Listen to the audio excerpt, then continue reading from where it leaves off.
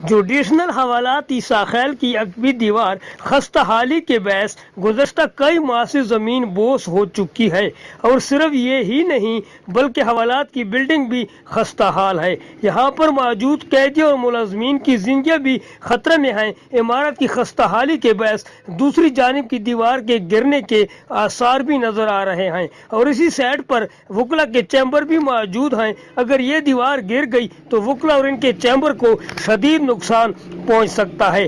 وکلا نے اعلیٰ حکام سے مطالبہ کیا ہے کہ جوڈیشنل حوالات کی بلڈنگ کو گرا کر نئی بلڈنگ کی تعمیر شروع کی جائے تاکہ کسی بڑے حادثے سے بچا جا سکے۔